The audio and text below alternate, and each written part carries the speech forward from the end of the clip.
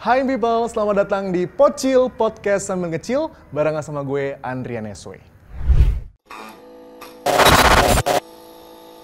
Nah, people, di awal tahun tentunya ada baiknya dimulai dengan satu hal yang baik. Nah, yang baik juga nih ya, kali ini In Today berkesempatan buat ngobrol-ngobrol dengan seorang politisi cantik. Kemudian beliau ini juga aktif sekali dulu sebagai jurnalis, jadi mengerti lah ya soal pemberitaan dan lain sebagainya. Nah, sudah ada bersama dengan gue, Sis Grace Natali. Yeay! Terima kasih Bro Koko, Andrian. Bro Koko, siap. Tapi sebelum kita ngomongin profil dari Sis Grace dan juga perpolitikan Indonesia, pengen tahu ada alasan nggak sih kenapa di PSI itu harus manggilnya dengan Bro dan Sis? Ya, sebenarnya sih nggak dari awal direncanain kayak gitu, cuman ketika kita udah mulai ngumpul tuh di awal-awal dan pengurusnya kan banyak dari berbagai daerah, terus ada yang lebih umurnya beda-beda juga gitu kan, dan mulai bingung manggilnya gitu kan. Ada yang Mas Mbak, tapi ternyata dia orang Sumatera misalnya, jadi bukan Mas Mbak gitu kan. Jadi udah deh, daripada bingung lebih baik kita semuanya Bro dan Sis aja. Tapi kalau ngomongin soal senior nih ya, ini harus hormat dulu ke suhu karena Grace Natali ini udah malang melintang di dunia broadcast, dari mulai jadi jurnalis, akhirnya news anchor, terus ke lembaga survei gitu ya kan. Dari semua itu ada gak sih momen yang gak terlupakan sampai sekarang masih mengiang-ngiang gitu? Ada dong. Apa tuh? Ya masa-masa kalau jadi jurnalis kan kita dulu diterjuninnya kalau awal ya, anak baru tuh harus liputan kriminal. Gitu, itu sebenarnya katanya yang paling gampang karena 5W 1H-nya jelas. Tapi juga yang agak-agak serem buat anak baru karena urusannya sama mayat, kamar jenazah gitu kan. Jadi kita harus bisa gitulah gojloknya anak baru tuh disuruh liputannya kamar mayat gitu kan. Kamar mayat lihat kadang-kadang mayatnya matinya yang nggak cantik gitu ya. Ada yang dengan luka menganga, korban pembunuhan gitu kan. Diotopsi. Jadi yang nggak kuat pulang-pulang nggak nafsu makan pasti berapa hari muntah-muntah gitu. Keinget terus kebayang mulu gitu ya. Kebayang, belum lagi kalau misalnya korbannya kelindes kereta api. Nah, macam-macam deh. Ngeri ya, tapi berkesan karena juga di situ kita solid banget karena biasanya anak-anak dari berbagai TV itu ngumpul. Apalagi kalau shift dari malam ke pagi nongkrong biasa di Gultik ya kan. Dengerin radio polisi, jadi ngupingin radio polisi. Jadi kita hafal tuh kode-kode dulu.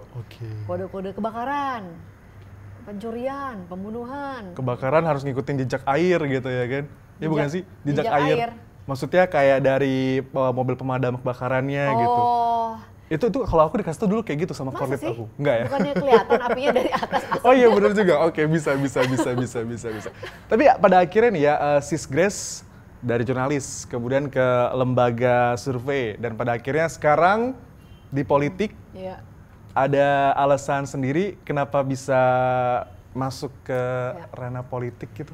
Sebenarnya kalau aku tuh ngerasa hidupku tuh seperti yang tadi kamu bilang mengalir kayak air gitu ya. Jadi airnya nyambung nih. Karena nggak pernah planning atau yang di-planningin akhirnya jadinya beda gitu ya dari apa yang direncanain. Dulu nggak suka sama sekali sama politik, sekalipun sebagai wartawan kan harus liputan semua yang ditugasin, termasuk liputan politik. Tapi waktu itu justru nggak suka gitu, karena ngerasa para politisi itu munafik gitu kan. Ntar di TV doang nih kalau kita lagi talk show, berantem-berantem, habis itu dia minum-minum bareng gitu kan, dia udah baikan gitu. Terus juga bener. ada yang saya ingat banget, salah satu narasumber saya tuh begitu datang langsung tangan diambil erat-erat, cipika-cipiki, dia yang nempelin pipinya kanan kiri. Tapi begitu kamera on, pas saya mau salaman, dia tangannya ditarik. Loh, perasaan tadi bapak ini semangat banget cipika-cipiki, kenapa jadinya ketika kamera on beda nih gitu kan. Jadi saya ngerasa munafik banget sih, apa yang diomongin sama yang dilakukan tuh beda. Jadi saya nggak tertarik. Sampai akhirnya di DKI Jakarta muncullah Pak Jokowi yang memang beda banget dari yang pemimpin-pemimpin yang sebelumnya gitu kan. Kita ngerasain ada perubahan birokrasi, ngurus apa-apa di kelurahan, jadinya orangnya lebih melayani. Nggak belagu-belagu kayak dulu. Udah, saya ingat waktu saya married tuh tahun 2011, saya mesti cuti tuh 1 harian untuk ngurus surat-surat ke kelurahan karena ntar ada orangnya yang keluar lah nggak tahu balik jam berapa gitu kan, kita nungguin balik lagi, pokoknya ribet deh kalau udah ngurus surat di kelurahan gitu kan. Tapi begitu gubernurnya Pak Jokowi ketika itu langsung orang-orang di sana udah ada dipasang, waktu itu di kelurahan saya udah ada nomor WA gitu dipasang di situ, bikin KTP yang iktp nggak usah nunggu, pokoknya udah foto, ntar dikabarin kalau udah ada belangkonya. Jadi wah beda banget nih untuk hal yang kecil gitu aja. Jadi disitulah mulai oh ternyata politik yang bagus tuh enak ya, keren ya, ternyata benar-benar bisa bawa perubahan ya gitu. Kita ngerasain manfaatnya gitu. Jadi dari situ pertamanya mulai tertarik, terus sama suami kita mulai ngomongin di rumah, di kamar. Pembicaraan sebelum tidur tuh ngomongin politik jadinya karena seru politik, gitu. Pilot talk ya, pilot talknya politik gitu. Tapi pada akhirnya nih ya udah bertahun-tahun sekarang di dunia politik, Sis Kris ada rasa kayak apa ya, menyesal gak sih terjun dunia politik gitu? Enggak sih, sama sekali enggak ya? Sama sekali enggak, dan kayaknya memang ada kayak point of no return. Nah kalau dari Sis Kris sendiri ngelihat sebenarnya berpolitik di Indonesia khususnya itu mahal gak sih? Mahal, oke. Mahal. Singkat, jelas dan padat ya? Iya. Oke.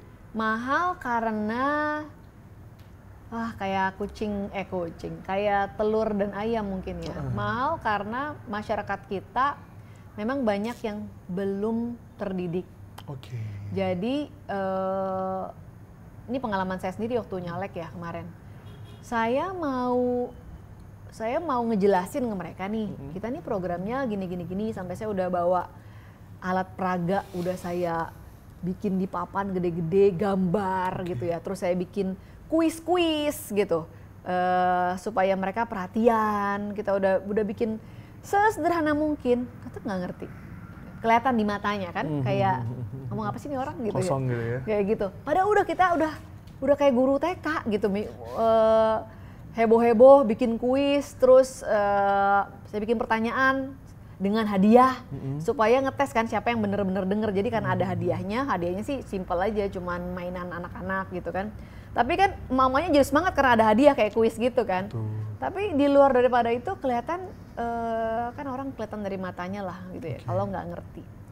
Nah mereka itu mau karena nggak ngerti isu, akhirnya memang cara gampang buat para caleg yang nggak punya banyak waktu buat ngejelasin satu-satu, akhirnya ya udah dikasih aja sesuatu gitu kan, kasih aja sembako atau apa, dan itu kan mahal sekali. Akibatnya karena ada 1 orang yang kasih, 2 orang yang kasih, yang lain yang nggak ngasih, jadinya kan jomplang di mata mereka. Kok yang ini ngasih kamu enggak? Berarti saya pilih yang kasih aja. Akhirnya jadinya ada standar pemberian ya, minimum sekian, dan beda-beda daerah beda-beda standar tuh. Makanya kalau ada survei biasanya mereka survei juga berapa uang yang kamu pikir itu cukup untuk membuat kamu memilih seseorang. Seingat saya salah satu yang termahal di Sumatera Utara, bisa nyampe 500.000 kalau nggak salah gitu. Jadi costly karena banyak masyarakat kita yang akses pendidikannya juga masih terbatas, jadi daya kritisnya juga terbatas. Jadi mereka ketika diajak berbincang isu yang memang substansi, memang belum sampai pada tahap yang betul-betul mengerti. Akibatnya karena caleg saling bersaing, mau gampang aja, nggak semua bisa menjelaskan dengan baik, udah ngasih sesuatu, jadinya transaksional nih sekarang demokrasi kita. Ini terjadi kalau menurut saya sih di kalangan menengah ke bawah. Kalau menengah itu malah bisa curiga, kenapa kamu kasih saya duit gitu kan? Emang mau apa kamu gitu kan? Mungkin mereka malah jadi nggak suka kalau kamu nawarin duit atau nawarin apalah sesuatu gitu ya. Kecuali mereka minta mungkin karena punya kepentingan, mau proyek dong di ini gitu ya. Tapi itu yang beda lagi ya. Umumnya kalau masyarakat yang terdidik itu justru appreciate dan mau denger gitu, mau denger dan bisa diajak ngomong. Tapi mereka itu ya orang-orang yang kritis, yang sulit untuk diyakinkan, tapi nggak perlu diduitin. Nah yang kayak gini nggak semua orang mau gegarap, nggak semua punya waktu, nggak semua mau ngelayanin debatnya gitu kan. Jadi akhirnya caleg-caleg kebanyakan mungkin pilih yang udah deh mending kita kasih sesuatu aja.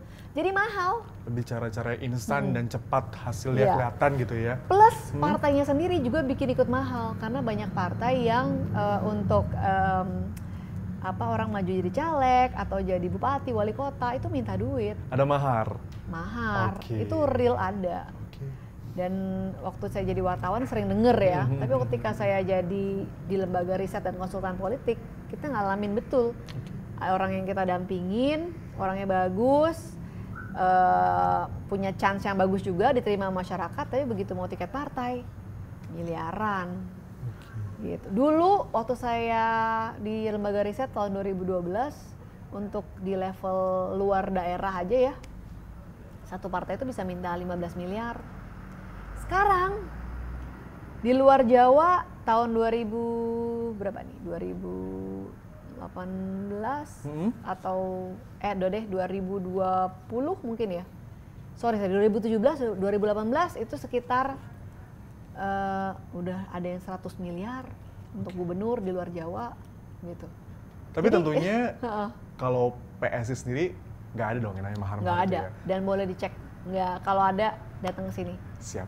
Nanti kita akan bahas lebih lanjut lagi soal PSI, tentunya dengan Sisgres. Boleh kita minum dulu kali ya? Oh iya. Biar lebih santai. Pas ya. Yes. Masih di Pocil dan juga masih bersama dengan Sisgres Natali yang sekarang ini menjabat sebagai Wakil Ketua Dewan Pembina dari Partai Solidaritas Indonesia. Iya. Nah, ini kalau ngomongin soal PSI, yang istilahnya apa ya, orang-orang di luar sana berpikir ini adalah partai anak muda nih, ya gak sih? Dari mulai kader-kadernya, kemudian juga pengurus-pengurusnya, masih fresh, masih seger ya gak? Nggak layu gitu ya, masih muda gitu. Apakah memang... ada yang layu? Ya bisa lihat sendiri lah ya. Tapi apakah, apa ya, ada keuntungannya gak sih sebenarnya PSI emang merekrutnya itu anak-anak muda, targetnya juga anak-anak muda gitu? Ya, di mana-mana kan pasti ada keuntungan dan juga kekurangan Oke. ya. Keuntungannya ya darah-darah segar, banyak ide-ide fresh. Terus bergerak juga cepet, apa-apa maunya serba cepet Betul. gitu kan. Dan kalau ada perubahan lebih gampang adaptasinya. Untuk Sisgres sendiri nih ya, kalau di luaran sana gitu masyarakat ya awam lah khususnya yang kadang-kadang melihat atau meng-underestimate dari PSI itu ada tanggapan gak sih? Ya nggak apa-apa. Ya mau diapain ya kan? Iya. Jadi ya nggak apa-apa, biarin aja. Karena kan kalau misalnya kan PSI ya partai baru gitu ya, tapi cukup koar-koar juga nih kalau ada sesuatu hal yang kayaknya nggak sesuai dengan hal-hal yang normal atau yang baik gitu. Iya. Ya dari awal sih yang meremehkan atau nggak percaya sampai sekarang juga masih ada. Tapi ya nggak apa-apa. Justru buat kita jadi semangat ya untuk bisa membuktikan gitu kan. Buat kita sih nggak masalah sih. Yang penting kita kerjanya on the track aja. Oke. Tapi ini untuk menuju 2024, PSI sendiri sudah punya strategi-strategi gak sih? Punya dong. Boleh di-spill atau nggak dikit bisa. dulu? Oh nggak bisa. Nggak bisa. Kirain bisa gitu ya kan? Ya yang pasti kita lebih optimis tentunya dibandingin yang lalu. Oke. Karena kalau yang lalu itu kita kan paling pertama banget, pengalaman pertama. Dan hari ini kita punya anggota-anggota dewan yang bisa dilihat kerjanya gimana. Kayak contoh kayak di DKI yang lalu ketika laporan pertanggungjawaban DKI, kita kan punya satu fraksi ya, 7 orang di situ. Di saat ada banyak kejanggalan menurut kami, mulai dari Formula E, mulai dari untuk air gitu ya, anggaran air yang dipotong sehingga cuman nggak nyampe 40 miliar, padahal air itu penting banget dan sebagainya. Kita kan menolak pertanggungjawaban gubernur, sementara partai yang lain menerima gitu kan. Jadi kan di situ aja kita harap orang bisa melihat apa bedanya PSI dengan partai yang lain. Kita nggak mesti punya banyak untuk bisa membuat perbedaan gitu. Oke. Itu tadi kalau misalnya ngomongin soal strategi PSI yang belum bisa disebutkan, berarti bisa lihat dari hasil kerja yang telah dilakukan. Iya. Nah, tapi kalau untuk ekspektasi dari seorang Sisgres Natali untuk 2024, Ekspektasi sudah ada? saya ada dong. Apa tuh? Ekspektasinya PSI akan bisa menundukkan wakil-wakilnya di parlemen, di parlemen nasional ya, di DPR RI, dan kita bicara bukan lagi soal tembus parliamentary threshold, tapi kita berharap dengan strategi kami yang sedang dijalanin ini, kita bicara soal angka 10%, 9%. Jadi ya ada cara-caranya yang menurut kami semua di sini bukan sulap, bukan sihir gitu ya, tapi langkah-langkah yang kalau kita lakukan itu bisa. Gitu. Salah satunya mungkin langkah kedepannya dari 2024 untuk Ketua Umum PSI Giring maju sebagai calon presiden akan dilakukan? Jadi waktu itu Bro Giring sudah menyatakan diri, dia akan fokus untuk operasional partai kan. Dia juga introspeksi, mendengar masukan dan merasa oke, bukan saatnya dia sekarang gitu kan. Jadi Bro Giring sudah menyatakan mundur tuh dari pencapresan. Kan lagian kan boleh dong kita memberikan apa statement, menawarkan ide. Habis itu kan testing the water. Menurut orang gimana? Gitu. Dan itu lumayan juga sih. Lumayan ya? Kontroversinya. Tapi bagus berarti kalau sampai Bro Andrian aja inget kan? Ingat. Berarti ya paling nggak gagasannya sudah menjadi apa ya? Masuk ke kepala. Ya kan? Terlepas dari juga gitu ya kan. Tapi itu tadi kan ngomongin soal Bro Giring gitu ya kan. Tapi kalau dari Sis Grace sendiri gitu ya, siapa sih kira-kira calon yang oke nih untuk meneruskan perjuangan dari Pak Joko Widodo? Ya, saya sebenarnya ada nih dalam hati saya nih. Tapi nggak bisa diungkap kan?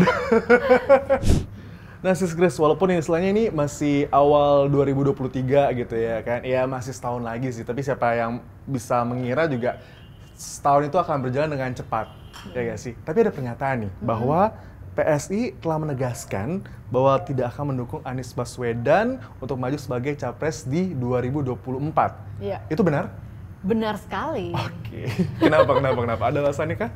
Ada, karena dan alasannya alasannya sama sekali tidak personal, sebagaimana yang suka dituduhkan. PSI itu nggak pernah main hati loh ya, artinya nggak pernah baper dan bukan soal personal, nggak bisa move on dari pilkada dan sebagainya, nggak ada hubungannya sama itu. Tapi memang satu terkait nilai. Nilai yang paling dasar di PSI adalah kita ini menjunjung tinggi toleransi. Dan Pak Anies ketika beliau dalam prosesnya mendapatkan kekuasaan, memainkan politik identitas, memainkan politik agama untuk alat kemenangannya. Dan buat kami itu hal yang sangat mendasar, bertentangan dengan nilai-nilai PSI. Karena itu membuat perpecahan di antara masyarakat, dan perpecahannya nggak cuma di Jakarta aja, kemana-mana gitu. Padahal kan. pemilihannya di Jakarta gitu. Pemilihannya di Jakarta gitu, dan itu kita masih rasakan sampai sekarang gitu ya. Tenun kebangsaan yang beliau agung-agungkan itu sudah beliau sendiri merusaknya gitu. Kemudian terkait dengan kinerja beliau di DKI Jakarta juga, mohon maaf Pak Anies dan jajaran, memang sih ada hal-hal yang kosmetik yang dilakukan. Tapi hal-hal itu bukan hal yang mendasar yang dibutuhkan oleh masyarakat DKI Jakarta. Hari ini Jakarta, kita kalau mau olahraga di luar itu lebih sakit daripada olahraga di dalam, ya kan? Dengan tingkat polusi yang sangat tinggi. Betul. Kemacetan, hujan sedikit beberapa hari ini, atau kalau musim hujan gitu ya, langsung macet udah bisa 2 jam, 3 jam kemacetan. Polusi, banjir juga masih belum juga ada penyelesaiannya. Dan ternyata memang untuk air bersih misalnya, budgetnya itu beliau potong besar-besaran. Pipanisasi di DKI Jakarta belum selesai. Sementara pipanisasi air bersih itu kan kebutuhan sangat-sangat mendasar kan, orang kalau nggak punya air bersih. Bayangin orang udah pemasukannya minim, masih harus spending buat air bersih pula gitu ya. Dan ini anggarannya memang kecil yang dialokasikan ke situ, lebih besar uang operasionalnya gubernur gitu. Nah kalau memang ini hal yang beliau anggap penting, kok nggak diberesin gitu ya. Kemudian misalnya soal banjir yang katanya mau bikin normalisasi atau apalah istilahnya itu juga tidak dikerjakan. Kita kan pantau bagaimana sudah ada pembicaraan dengan warga mau dibebaskan lahannya, tapi saat terakhir anggarannya dibatalin gitu. Malah yang jadi malah Formula E yang tiba-tiba ada nih. Jadi buat kami kurang keberhasilan itu adalah ketika masalah yang paling prioritas yang berkaitan betul dengan kualitas hidup orang itu diselesaikan. Bukannya bikin event gitu ya. Bukan bikin event Formula E gitu kan, yang katanya mau mempromosikan mobil listrik. Tapi mobil listrik hari ini masih mahal. Bukan orang nggak mau pakai, tapi kita ini masyarakatnya masih banyak beli mobil yang harganya 200-300 kalau beli mobil. Harga mobil listrik 600 ke atas gitu kan. Bukan yang nggak mau pakai ya, memang daya belinya belum sampai di situ. Formula E, tahu nggak pemenangnya siapa? Siapa? Gak tahu siapa ya? Nggak tahu kan? Nah makanya kita nih nggak tahu yang menang siapa. Jadi kemarin tuh buang uang banyak. Katanya mau mempromosikan mobil listrik, tourism dan segala macam. Ini yang menang aja nggak tahu siapa. Iya sih. Gitu. Memang sih trotoar nambah gitu misalnya. Ada sih jembatan yang cantik, tapi kita bisa hidup kok tanpa jembatan yang cantik. Yang kita butuhkan, tapi bukan itu. Bukan nggak butuh yang sifatnya kosmetik. Jadi dengan itu, dengan beliau buat kami melakukan hal yang sangat prinsipil, memakai politik identitas untuk memperoleh kekuasaan dan itu memecah belah persatuan bangsa. Kemudian kinerjanya juga tidak bisa dikatakan baik. Untuk itu kami tidak tidak mendukung kalau Pak Anies maju menjadi calon presiden 2024. Gitu. Terakhir nih buat Sis Grace Natali. Someday seorang Grace Natali kepikirankah untuk maju menjadi capres atau tidak? Wah, boleh ini dijawab langsung di kamera. Sampai saat ini sih belum terbayangkan ya, belum terbayangkan. Itu hal yang rasanya saya juga, kan jawabnya juga harus realistis ya. Masyarakat Indonesia itu hari ini rasanya masih kesulitan menerima pemimpin perempuan. Nggak usah level nasional. Jadi RT, RW, bupati, wali kota, apalagi gubernur. Gubernur aja nggak ada ya, kayaknya yang gubernur perempuan ada nggak? Kayak belum. Belum ada ya? Paling banter bupati, wali kota, itu pun kebanyakan. Bapaknya adalah pemimpin sebelumnya dan sebagainya gitu ya. Jadi saya coba realistis nih. Tapi tidak menutup kemungkinan, siapa tahu mungkin akan ada waktunya di mana orang bisa mengapresiasi seseorang itu bukan karena gendernya, agamanya, etnisnya, atau rasnya, tapi karena memang kualitasnya. Saya sih berharap Indonesia akan nyampe ke situ suatu hari nanti. Amin. Gitu. Siap. Terima kasih Sis Grace Natali atas waktunya ngobrol-ngobrol di Pocil Podcast Sambil Ngecil. Sukses buat Sis Grace, kemudian juga buat PSI pastinya. Makasih Pocil udah main-main ke kantor kita. Kantor kita jadi bagus nih lightingnya. Oke, kalau begitu, in today, in people's way.